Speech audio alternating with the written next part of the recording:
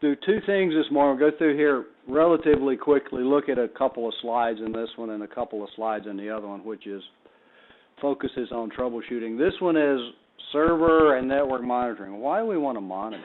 Why do we care? Once you get it going, you're up and good and you're ready to go, right? No problem. Wrong. I heard a wrong. Why wrong? Won't have problems in the future. Things grow. One of the things that we used to monitor, not here, but in the Blue Ridge one, was the number of Citrix connections that we had. So we had a license, I think, for 400 connections, and we would monitor where they got to. One of the things that allows you to do is to project when you need to buy more licenses, because you don't really want to go out and buy licenses just to have them, because they're not cheap. The other thing that it could allow us to do was to see whether we wanted the connections to disconnect or to log out. And those are two really different things. If you disconnect, and you can do that on a remote desktop where you just disconnect or you can log out. If you disconnect, all the running services keep running. The connection is still valid. You just don't see it. When you connect back to it, everything that was running will continue to be running. If I log out or log off or log somebody out, that closes all of their services and gives you that connection back.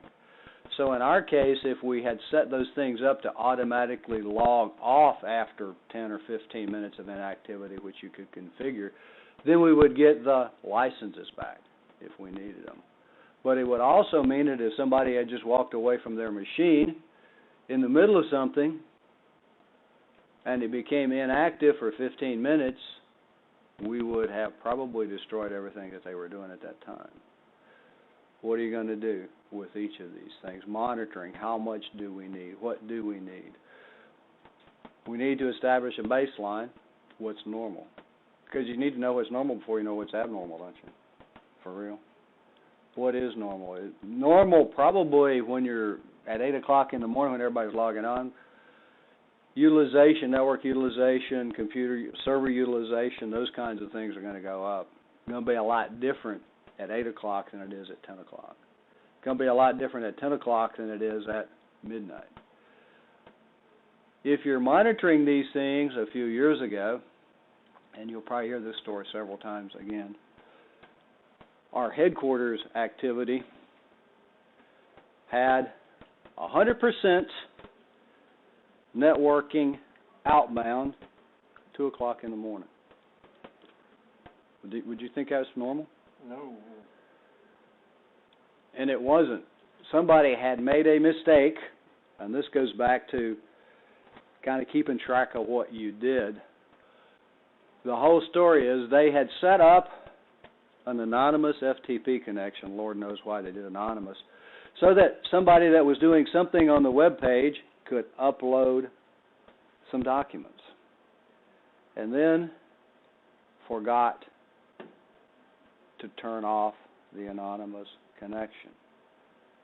Well, if you ever look at a firewall log and the scanning that's coming in from China and Russia and places like that, you know what port they're scanning for? They don't scan the whole thing. Would you scan all 65,000 ports? What are you going to scan for? Things that might be useful. Port 21 is an awful big on the hit parade. So they found that anonymous connection. And somebody uploaded a movie that they shared to the world with not a point. It was just some guy in Germany who was sharing his movie there. So what are people looking for? What's normal? What's abnormal? Are you going to monitor it? How long are you going to monitor it? How are you going to monitor it? There are lots of tools available. A number of those tools simply are really clever front ends for what's already available to you in Windows.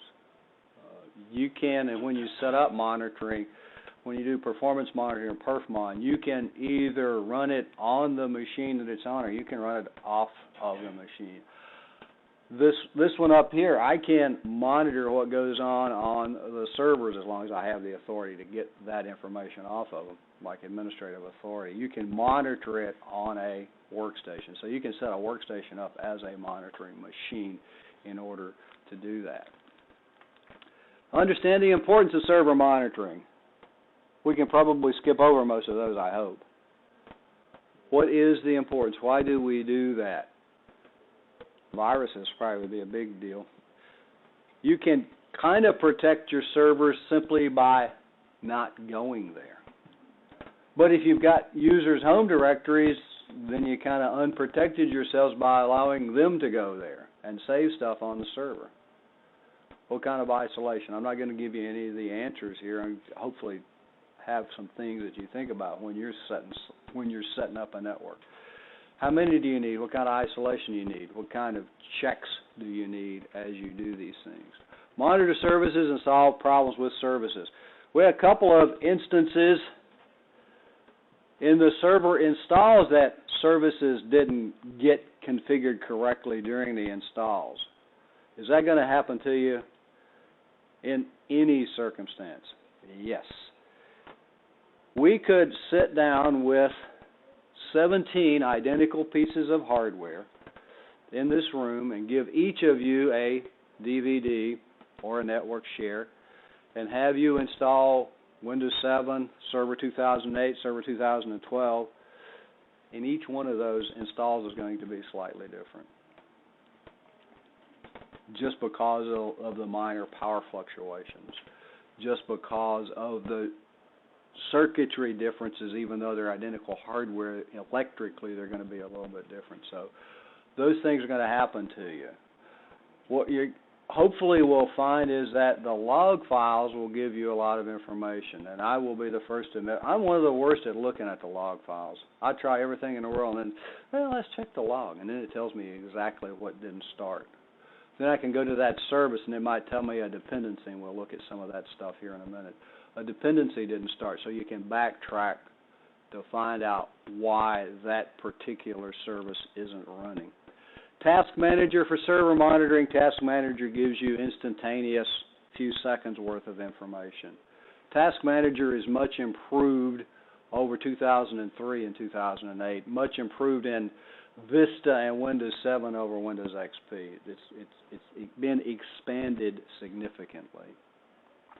Configure and use Performance Monitor, PerfMon, and we'll look at that. That's what I want to look at, is how we can set this thing up to set a monitor up so that you actually record on a regular basis parameters of your server, whatever parameter you want to be.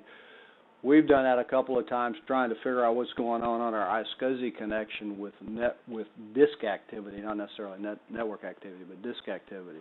Disk in almost every instance is going to be the slowest point of your machine because the read-write, the physical disk, the read-write head's got to get there, and then we've got to make the changes to the disk itself. Set up a data collector set. I'll show you a couple of ways to do that. One, we can set up a performance monitor and right-click and make that a collector set. Collector set's a really new word for we're going to set up a monitor and check it on a regular basis. The default when you do performance monitor, PerfMon, is every second. That's probably going to be too frequent for most of the things that you do. Because if you do it every 1 second, the file's going to get really big really quick. And what I've messed up, and the difference between you and me in a lot of cases is I've just screwed up more stuff than you have. I set up one on Ranger to monitor something, I don't know what it was, and forgot about it. Came on at a regular basis and shut down on a regular basis and saved files. My C drive started filling up. What's going on with my C drive? I went back and I got all of this history because I forgot to turn the monitoring off. Those things pay attention to, and you can, and then you should have a monitor for monitoring how full your hard drive is, right? You really should do that anyway, because without that, Windows isn't going to work. The reliability monitor is something that's kind of handy. What it tells you is when something bad happened, to your server, and we'll look at that one because what I'm going to look at, something bad happened to it. I crashed it, or it crashed itself, or the server, the base server restarted and it got shut down. Anyway, it's got a unexpected shutdown, so it changes the reliability of these things. You can look at that in your Windows 7 machines too. What this helps you with, since you're logging everything, right, on your servers, I don't just mean for the class, on your servers themselves, you're logging everything, you should be able to, with the reliability monitor, when you see where the reliability went down, go back and look at your log and see what happened at that date or near that date to see what might have caused that to happen. It'll change every time you install software, take software off. So we've already said we're going to establish a baseline, prevent server problems before they occur. We hope we're going to prevent server problems before they occur. That's what monitoring is all about. You do that in your car, don't you? For real? I mean, if you just monitor the gauges, look at the gauges. Oil pressure goes down. What's going on here? The generator light, alternator light, just kind of, you know, in the dark you can see it a little bit red. Something's going on with the power generation because it's not keeping that turned off. Same thing with servers when you're doing this. What's going on with the server? Monitor the server. Set up systems that collect these things. There's a number of ways when we get to the collector sets to do it. My favorite is to use a CSV file so that I can then open it in Excel, look at it, plot it, do whatever I want with it, and manipulate it. There are other ways, and typically the lab books have you do it with a binary file, which means that you've got to go back and use their software to do that with. I just find it personally easier to manipulate in Excel than I do in the other stuff. Benchmarks, baselines, benchmark what's going on. We're going to benchmark something, we're going to test it, right? Test it to see what its performance is. If you benchmark your Lotus, what are you probably going to want to see about it? Your Lotus automobile. What would you want to know about it? Mileage? I want to know how fast it can go. If I wanted mileage, I'd buy one of those little skateboards that comes from Fiat. Skateboard. Right? I want to know how to able to afford the insurance. Afford the insurance. That's a benchmark, a characteristic of what goes on with these things. Same thing with the servers. What are the characteristics of your server? What goes on with it? Disk, CPU, memory, network response, and when you look at what you can monitor, the list goes on and on and on and on. Just about anything that you can think of. The slow, typical, heavy usage, what is normal? We don't know until we set up the benchmark, until we establish normal, what normal is. Growth on the network, and if you continue to monitor these things, we would expect it to slow down, wouldn't we, as the network grows?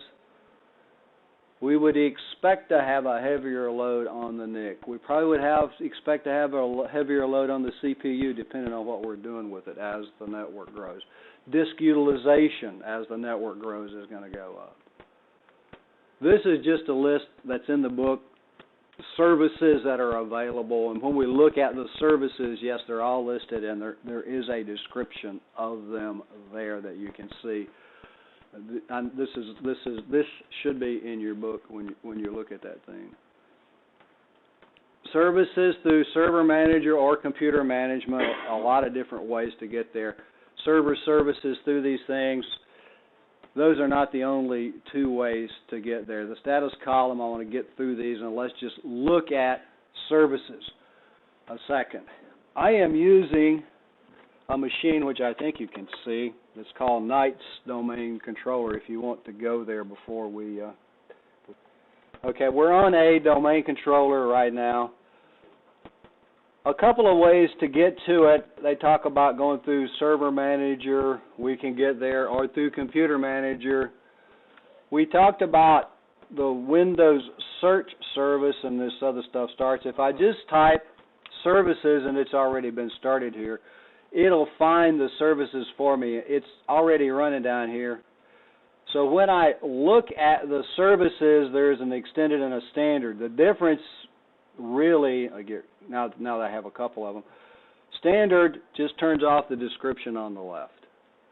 If I do the extended, if I click on one of these things, I can stop, restart, and it has a description. The description column is compressed so that you don't really see the whole thing. If you want to extend it, you certainly can, but then you can't see the other stuff like whether it's started, whether it's running or not. If I wanted to know which services are running, I can click on that column and it puts them in alphabetic order with a blank being first. If I want to go the other way, click on it again, and then I get the started services. And then we go down to started, and then the blanks are the ones that aren't started. The other thing that you may want is the startup type, where we have the automatic. Automatic, when the system starts, these services start automatically. The other things that we could have are disabled and manual. Disabled means you're not going to start it. If I'm disabled, if I right-click on it, I don't have the ability to start it. I have to go to the properties and turn it on. Automatic, manual. Automatic delayed start is something that is kind of handy because when you turn on Windows, it tries to start everything immediately, and then you have to wait 20 minutes for Bill to get done with his stuff. What you can do, instead of overloading the machine, you can have things start as a delayed start. After the system gets up and stable, then it'll start those services. The other is, we had down here our manual, and these are started application layer gateway. Right-click them, we have the ability to stop, restart. If it were stopped, I could start it. So those things are there. If I go into the properties of these things, log on local service, this is one I don't know that I'd really mess with. Recovery, what's going to happen if the system fails? What do you want to happen to these services? On the first failure, restart, and these are restart. Subsequent failures take no action. Dependencies is an area that can be helpful. This one happens to have no dependencies. If I went to one of the couple of the things that we had, let's see this. We had one or two, I guess we had two of them, that the server service didn't start. That's really not a good one to not start. The server service supports all your file and print sharing, so when you started to go share your files or share your print, it just said, I can't really do that. What's going on? Hopefully in the logs you're going to get the error message that says this is what it is, and then we got to go back and go on a hunting trip to figure out what's going on there. If I go into this one, into dependencies, it does have some dependencies. The server accounts manager, the SAM, and down here the following components depend on this service. Its dependencies are at the top, and the ones that depend on it are at the bottom. So if this is not running, this is all the stuff down here: computer browser, DFS namespace, net logon, Windows deployment services server that aren't able to function without that. And it's not able to function without the ones that are at the top. Again, this is one that sometimes, because Windows is job security, you've got to go back and track these things down, what's running and what's not running. And then if you just categorize and put them in order, you can put the services in alphabetic order, you can put them in order, turned on, turned off, disabled, whatever else. A couple of them that if they are disabled that you probably don't want to be there are like the print spooler, the server service, the client service, DHCP client. Why would I want a DHCP client on a server? Just wanted to say, do I really want it to be a DHCP client? Because I'm probably going to have a static address on it, right? The DHCP client does other things like registers the server with DNS, with dynamic DNS. So a lot of these things are intertwined that really do need to be running in these things. But that's the services, standard or extended. The extended has the start, stop, pause over here in the restart, as well as a description as to what that particular service does in the system.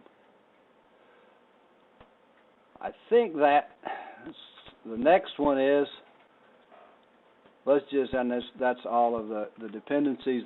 The TaskManager, I thought that was the next one. TaskManager, there's probably half a dozen ways to get to it. It's already running here. The easiest way for me is always to right-click on the taskbar and start the TaskManager. One of the things that is annoying to me is the default is always on top, which means that whatever you start, that thing's going to be laying on top of it. You can turn that off by just unclicking what goes on here. The services, again, that are here, the running services, the group that they're in. Let's see if we can open this up a little bit more. And the process ID is in the service. We have the processes over here, a lot of them, and this is where we can look and see what's taking how much CPU. The system idle here is getting a lot of good help. How much memory is each of these running? The DNS, this is a DNS server, DNS-exe. If I right-click on it, I can open the file location. I can end the process or end the process tree. If I go to the applications, any of the applications that are running here, you can turn them off. My experience with those is you turn them off and it says, okay, I got one thing done. Now you sure you want to do this, and you click OK 14 times and it'll finally shut down the application. If you go to the process and right-click and kill the process tree, it'll kill it. So the processes are here. A number of them you really don't want to turn on, turn off, change. The other thing that you can do in some of these is change the priority. I say in some of these because if the system owns it, the system ain't going to let you change it. So if you want to change the priority from normal to below normal, above normal, high, or real time is normally only belongs to the system. Real time means that it can actually lock the machine up. So you probably want to be careful of the real time. The other one here is if I did this thing, and I did that too quickly, I guess, LSAS here, which is, if we can look at the properties of it, this is the security thing, as we do this. Compatibility, security, details of it, copyright, Microsoft, and all that. It's a local security authority process. If I wanted to see which services are associated with it, with the right click here, I can go to services. It jumps over to the services, and these are the processes that are associated with that particular function. If you look at performance, it gives me a short term of what's going on with my processor here on the top and what's going on with memory. I put a little article in today's under resources that I got off of Tom's Hardware. When we look at memory, it tells you total, cached, and free, and sometimes they don't always add up. What do each of those things mean? Total is obviously the amount of memory that's in the system. Free means that there's absolutely nothing in it. Cached could mean several different things when Windows does it, and sometimes cached can actually be more than total. That doesn't mean that it's cached necessarily in the page file. It could be cached back to its original location. So those things are there. What has been added here is when we go out of this, so let's just look at the other tabs here before we can do that. Networking, what's going on with the networking with the NIC? I've got the public and the private. And on the virtual machines, it says they're 100 megabits per second. And I don't believe it, because I've tried to test these things. I really think that in the virtual switches in this one that it really becomes a 10 megabit per second connection, but that's just for the virtual ones. The users, who's logged on, active, and it says console. The console means that I'm logged on from the desktop itself, from the keyboard, where I hit a Control-Alt-Delete. In this one, you can right-click.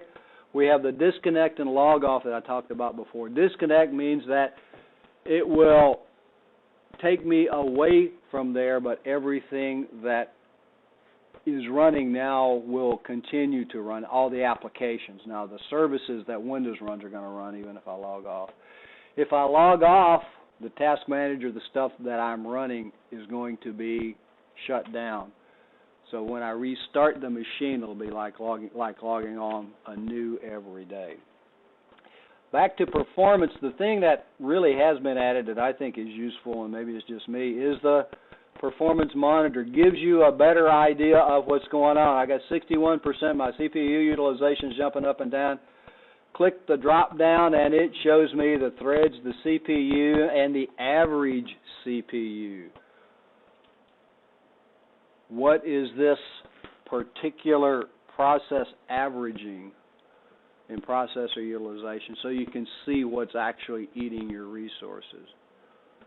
Gives you a little bit better idea of what goes on with that thing. And we have that for CPU, disk, network, and memory when we look at these things. And then in the disk, what's going on? What's taking the disk activity? And what's the response time? The write bytes per minute.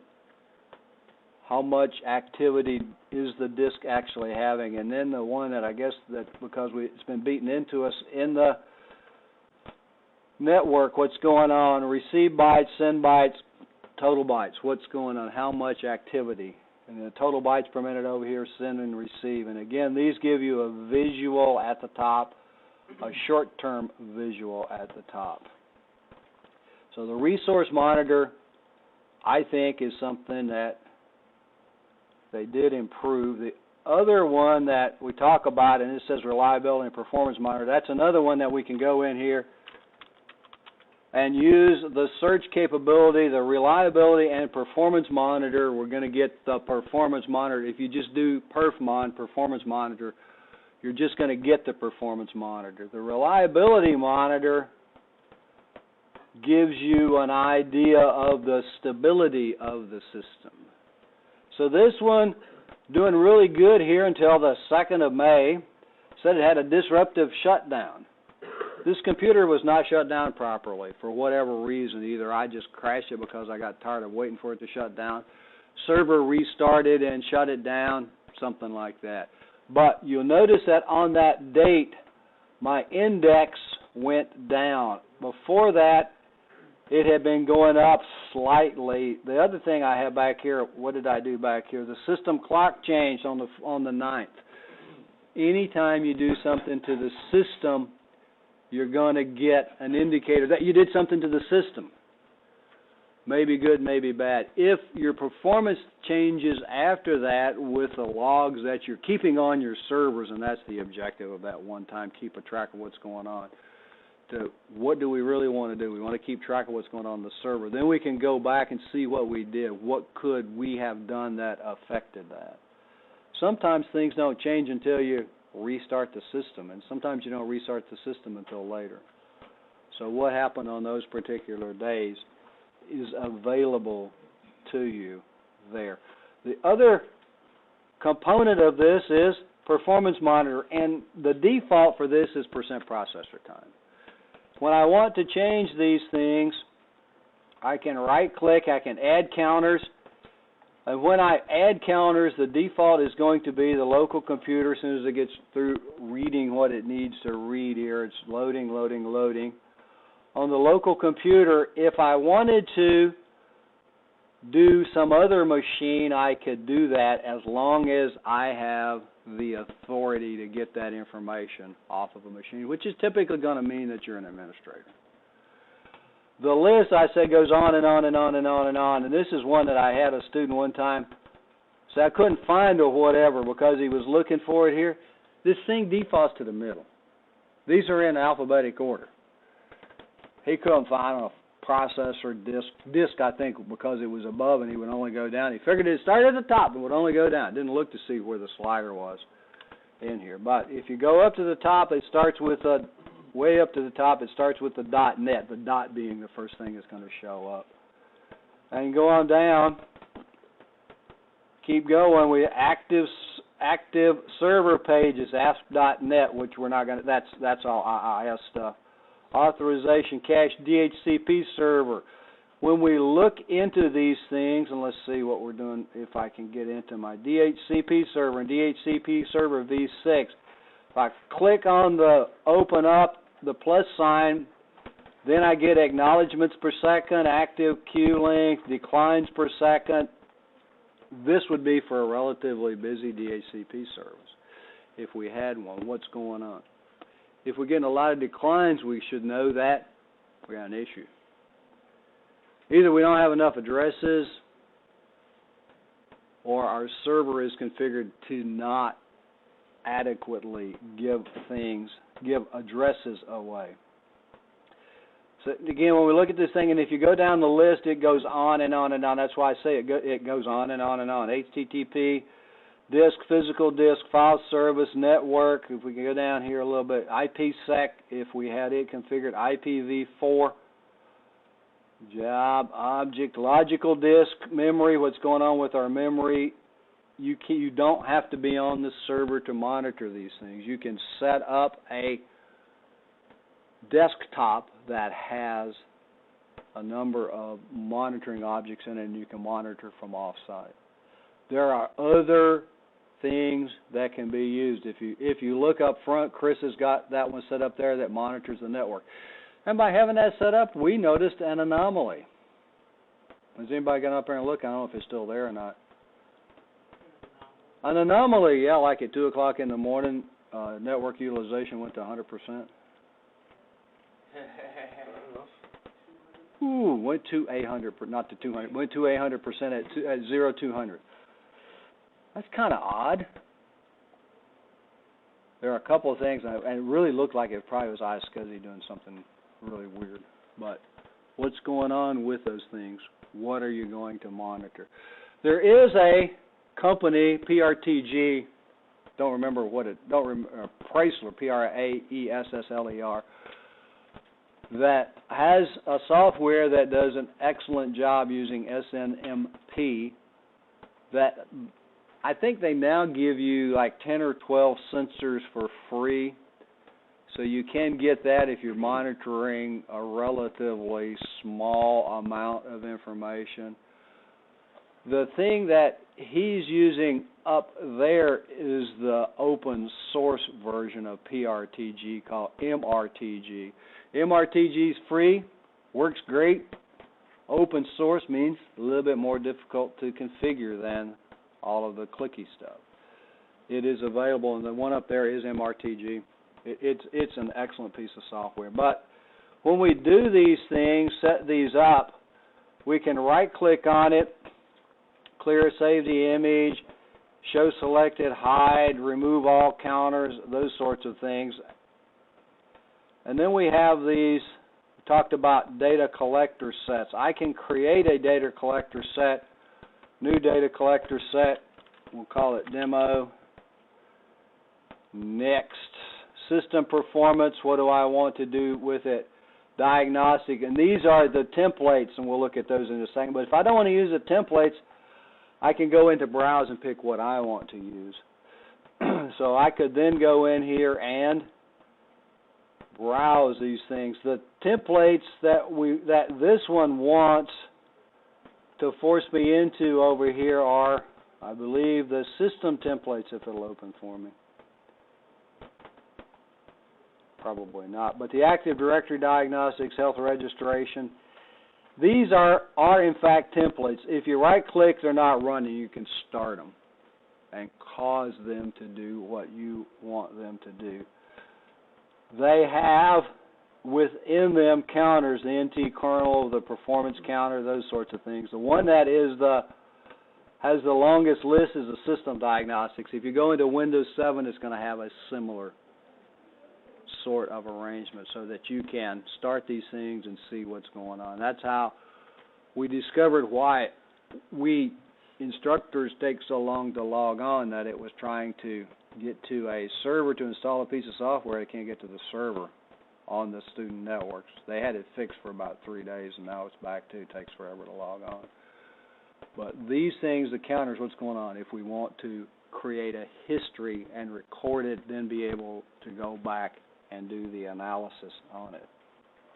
If I just wanted to get to the performance monitor, I can simply go in here and type PerfMon. And it gives me the reliability and performance monitor here, or actually maybe it's SysMon. back to the same place.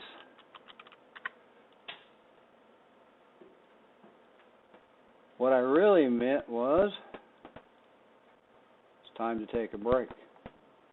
We'll look at this one in creating the data collector sets, because if you take the Microsoft, they're going to ask you a little bit about that, I think, because this particular monitor, the monitoring's not new the way it is monitored is new when we do those things. So, you take a break for a few minutes?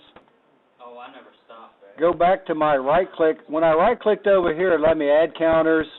I can add different things to this. If I wanted to, from what I had created, what I had installed here, create a data collector set, I can go back over here to PerfMon, click on New Data Collector Set, and it will use those counters as my collector set. I went too fast the last time on the user defined. I can go to a new data collector set, and we'll call this demo. I have two choices here: use a template, and we've seen the templates are there, or create it manually. If I create it manually, performance counter, event counter, performance counter alert, what do I want this thing to be? And if I use performance counter next, and then I can add the counters that I want in mine. Once you create those things, let's create one. Here's what I want you to see. Pay attention to where it puts these things so that you can go find them, for one thing. And then let's go ahead. This is going to put it in percent system drive percent. What's percent system drive percent? It's where the system files are. It's C drive, basically. So it's going to put it in C:\/perflogs/admin/demo. So let's finish with this thing. And what I wanted to look at when we got done, it comes up as stopped. In the properties, the directory it's in, the security, who can get to it, the schedule, start and stop condition, you can set this thing up to start and stop at particular times of the day if you want. The overall duration in seconds or based on the start-stop time, and then the task, run this schedule task when the data collector set stops, whatever goes on with it. Run as system, who do we want it to run as? System is as good as any, and then we got to enter passwords for a number of those things. So you can do some more. The data collector set, when I click on the demo, and that was the demo when it's going to start, that's the overriding one. If I right-click on the data collector, the performance counter in the right, the properties, the log format is available here. I can do comma separated, tab separated, SQL, or binary. The default is binary. And this is my personal preference, comma separated value, CSV. You'll get a CSV file out of this, and then you can go import that into Excel and do your analysis there. Depends on what you're comfortable with. If you got an SQL server, you can put it in SQL format. The sample interval, the default here is 15 seconds. That may be too frequent. I remember tests back forever. You started this thing and it's bogging down your server. What's the problem? You're taking the samples too frequently. The more frequently you take the samples, the bigger the drives the disks are going to be, and you really do need to go back and see what goes on with those things. How much space is it actually using? Are we about to make my C drive not work? I want to click through these things. I think that we've looked at the rest of the things that are covered in Chapter 14. Capturing instances. Please be sure you know how to set up a monitor before we get to these things. Are there questions about that particular section. The other chapter for today is 15, which talk a little bit about. 15, managing system reliability and availability. And what does that actually mean? Understand general problem-solving strategies, resolve boot problems, understand emergency management services, restore server roles, Active Directory, and GPOs. You can export GPOs and you can import GPOs. I think what you would want to know about restoring Active Directory right now is that you can do it. That's good to know. Well, it's not as simple as they make it sound, because they say, oh yeah, it's like you can just go in and restore Active Directory. You've got to pick out the OUs and the objects, and it goes on and on. It has to be restored from the command line. Whether you do an authoritative restore or a non-authoritative restore, it's all based on replication, which is really more a topic for an Active Directory course. A non-authoritative means that, yep, I deleted some objects and there's some changes made, and I want some other server, because I'm hopefully going to have a couple of them, to be able to override them. An authoritative restore means that I just deleted an OU that had 3,000 user objects in it. And when I restore it, I want it to overwrite all the other servers, authoritative and non-authoritative. Between me, you, and the fence post, and whoever might watch this, if you've got more than one server running Active Directory, the non-authoritative, just to get the objects back, if you have a problem with it, it's probably easier just to put a new server in and take the database as it exists. If you wiped out the OU with 3,000 user objects, now we got an issue. You need to get that back. There are tools that are available that can probably help you do that. So it's not like that the world just ended and you've got to sit down and spend your next 6 months worth of weekends making those 3,000 user objects. But be careful about that. When you delete, and I think that when it installs now, it asks if you want to install it in protected mode, which makes it more difficult to delete an OU. When you delete an OU, you haven't seen any place to restore that from, although Server 2008 actually does have a restore objects capability. When you delete an object out of Active Directory, it goes into what's called a tombstone state. And they can be restored as long as they're in tombstone state. Once you go beyond that, you can't get it back. Yeah, once the tombstone's gone, what did he say? Once you go beyond the grave, it's not coming back. Oh man. How can that affect you? Let's say that you backed up a machine, because this happened to us. Backed up a machine and had to backed up a workstation, had to back up for it, doing fat, dumb, and happy, and then something happened, and we had to restore it. But when we put it back in, its object was no longer available in Active Directory because it was beyond the 30 days. Now, that was not a real big deal. You just go in the Active Directory and take it out and rejoin it with a workstation. But if you've got those OU with the 3,000 users that you just deleted, that could be a different story if that went beyond that date. But the tombstone date is how old can the objects be before you can restore them. Is that up to you, or is that? No, that's set. I've never tried to change it, and almost everything in Windows can be changed, as you know, in policies. Just like that shutdown monitoring thinger that you get every time you got to put in a reason or whatever, and I use this really good reason cause for the virtual machines. That's designed, that actual log it's a shutdown tracker so that you know the reasons that you shut down the server. You can turn that off in a policy. If you don't want it to run, and you think it can be either a local policy or an Active Directory policy. Everybody's got in a domain now, I think, so you can go into your, see, now you got to investigate policies, and you can turn that silly thing off, and you don't have that shutdown tracker every time. You got to put a reason in every time. It just doesn't run anymore. But those things, restore server roles and GPOs.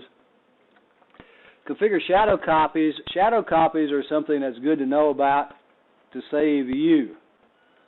That means that the boss is now going to want to run his bring your own device, his iPhone on everything on the network, deleted a file inadvertently. What shadow copies do is give you versions of files. So that if we have a file, and we type up our file and we save it initially, and it gets copied into shadow copy, and these things is not instantaneous. It doesn't run every time you save something. There are regular schedules where it creates these copies. And now you go and make changes to it. And you save over that file, and it's, I didn't really want to do that. I really wanted a second one. Shadow copies will let you go back and get the original. I'll let you recover the original. So it's something that's really handy to know about. You can have more than one shadow copy. You can have more than one. You can have more than one version of a file, and shadow copies is what allows you to do that. Failover clustering. I'm going to do the objectives, and then I'll quit and let you guys do didactic exercises. Good words, right? You get more credit for a didactic exercise than you do for a lab. Okay? In the accreditation world. What does failover clustering really mean? What is this failover clustering business? We've said it several times. What does it mean? And there's silence on the line. What do you think it means? But what do you think it means? You've heard it from networking. We talked about clustering. What does clustering mean? Put things together when we have more than one piece of hardware doing the same function. To me, clustering is like you run out of gas. Like DFS is not really clustering. That's replication. Similar concept. Let's say that you and your buddies are driving down the street. You run out of gas.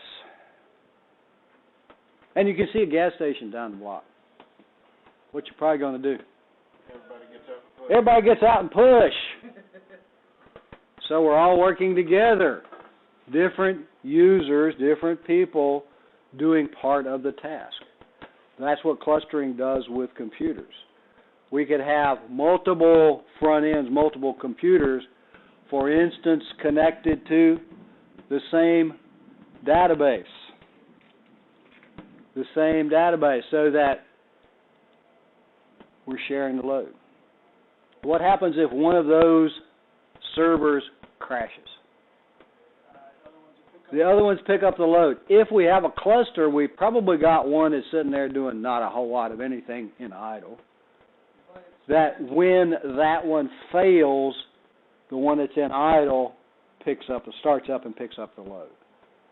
You can have it so that you have those running that others pick up the load for the different. You can have different clusters for different things, but clustering means that we've got something that if one fails, the other one's going to start doing its job. So you're doing kind of like a RAID 5 with. Yeah, you can think about it that way with terminals. You can think about it that way. I like to think about it more with the people pushing the car. Whether one of them falls down, and somebody else comes up and gets and does their job. You got 250% each, and then you could have. Completely fails. Then it would go to 100%. Exactly. All of those things are possible. Fail over is when one fails, and then you may see the term fail back. Fail back means what happens when you fix that other server. Does it then come back online, the other one go offline? Typically, it's not going to fail back. Typically, it's going to stay offline. It'll be the one in idle, waiting for one of the other ones to fail. But that's what that is. There's two types of clustering. Failover clustering, which we just kind of talked about a little bit. Hopefully it makes some sense. And the other one's called load-sharing clustering. Load-sharing clustering you would use for maybe a busy website where you had exactly the same website on two machines. And what happens there is the cluster gets an IP address. And when you go to that website, you go to the cluster software's IP address. It makes the determination as to which server to send the query to. It happens a lot with games. I'm sure it does happen a lot because they're so busy. Yeah. You probably don't always wind up on the same server. So that's what load sharing clustering does for you. Because particularly busy, it makes a decision as to which server to send you to. The other term in the load sharing clustering that hopefully this will help a little bit with is round robin. And that's what round robin is. Round robin is first you go to server 1 and the next one goes to server 2 and the next one goes to server 1 and the next one goes to server 2. And you can configure DNS if you look at the properties of the objects of the A objects. You can configure them for a round robin. So you can have, let me back off. You can have the same name, the same object name, the same fully qualified domain name going to 2 different IP addresses. And you can configure them for a round robin. So first it'll send it to the first one, and then it'll send it to the second one, and it'll send it to the first one, and it'll send it to the second one. That's when you see that term, that's what round robin is all about. I looked it up, it says NLB network load balancing. It's NLB. What does that mean? It's what you just said, right? NLB, network load balancing. Yeah. For failover, that's round robin. Yeah. Yeah. Round robin is for load balancing. Well, I'm trying to get the accurate name so I can remember. Yeah. Round robin is it alternates between the servers, and and it doing so balances the load. Use and configure event viewer. You can look at that. There's nothing. Use event viewer, and they've got filters on it. You really do want to know how to filter event logs because so much goes into them, and you don't want to look at 50 or 60 or 100,000 entries in order to find what you're looking for. Depends on how long you keep it running as to how big it'll be and how you got it configured. They have what's called circular logging, that you limit the size of the log, and then when it gets full, it goes back and deletes the oldest object. You can save them, you can delete them. When you delete a log, particularly a security log, the first entry in that log is who deleted the log. Because hackers, if you'll remember, will think what they want to do away with is logs because they don't want anybody to know that they were there. So the first entry when you delete a log, the first entry in the new log is who deleted it and what time it got deleted. You can delete them without saving and delete with saving. The troubleshooting connectivity, network connectivity, ping, trace route, the things that you've used before. So that's what that one's time. And they've got a couple of NetStat, some other useful tools, things to look into. Remote, we've talked about this one before, remote desktop and remote assistance. You have to turn it on. By default, remote desktop is off. By default, only administrators, only members of the administrators group can connect via remote desktop. You can add users that you want to be able to remote desktop to machines. And oh, by the way, I digress, on a server, ordinary users cannot log on. Actually, we talked about that in policies, but ordinary users cannot log on to a server until you authorize them to. That's what administrators, I think by default it's administrators, server managers, backup operators. There's a couple of the system groups, members of those that can, but ordinary users can't log on to a server until you authorize them to, which kind of makes sense. So remote desktop, we just simply connect there. There are a number of softwares that you can get that will maybe simplify this if you're going across a wide area network.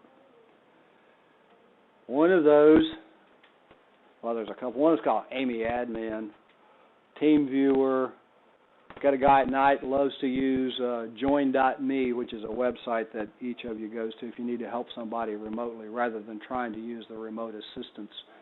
Go someplace in the middle.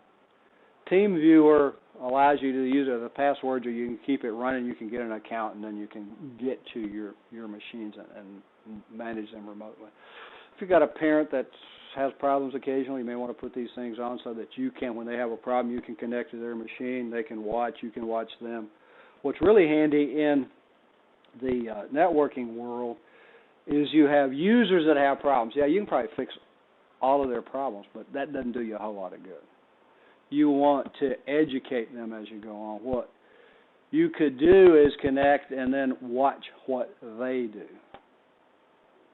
so that you can see where the errors are, and you can do a little bit of education that way. Because you can click, click, click, do a lot of stuff, and they say, okay, what did you just do? Right? Yeah, we've heard that. Yeah, lots of times. So there are a number of those. The other one, VNC, and VNC's port 5900. And I told you if you scan our server, you'll see port 5900, but it's not because VNC's running on it. That's where the virtual machines run. So take a look at that chapter, the general problem-solving strategies. They just go through the generalities of how you're going to troubleshoot. We try to start this, do this whole curriculum based on modularity. What's not working? OSI model. What's not working? James this morning, no logon server available, right? Yep. What does that mean? What does that mean? Oh, wow, it's a really cool Windows error message, right? Yeah. What does it really mean? It's not connected. It's not connecting to the domain controller. No logon server. Logon servers are domain controllers, right? Means that you can connect to it. What could cause that to happen? Everybody else was connected, so logically speaking, you would say probably me, right? Because you're not a non-technical person. See, if you were in some other areas, they would swear that it was the server was the problem and it didn't remember their name or something, or their password or whatever. But since you're not, you said, "Man, everybody else is on. Probably something with me, huh?" Yeah. There's only a very few things that can now be, isn't it? Yep. Back to your modularity, back to the OSI model. Yep. Start with the simple things first. And it was when you unplug it and plug it back in, it's the cable. Yep. Could be the switch port, probably not the switch since everybody else is on, right? Yep. So we can eliminate that. Yep. Probably not the server since everybody else is logged on. Yep. Modularity, what are you going to do? How are you going to do this thing? Ping, trace, route, network connectivity. DNS can become a big deal. DNS will become a big deal with Active Directory if it's not configured correctly, and you've heard me say this before. If it's not configured correctly, it won't work. What does that mean? You've got to have the DNS server in that entry in the network card that says this is where I'm going to go to get there. But take a look at that chapter. I'm not going to test you on 15, but this is something that process-wise can help you. You've got to develop your own, I think. You've got to develop your own troubleshooting techniques. What works for me, not necessarily going to work for you. And how do you do that? Well, if you'll mess up enough stuff, don't do it on purpose. Actually, sometimes at the end of a class when you're done with the server and we're done grading it, try some stuff. If you want to try some things on a virtual machine, let me know. Be happy to make them so that you can create induced problems, and then what's the process for fixing them. This is a much better place to do that than when you get to that first or second or third job and all of a sudden it's, uh-oh. How secure would it be to use TeamViewer on like a legit networking job? It appears to be relatively secure. Because you have to password protect it. Okay. And there are a couple of things.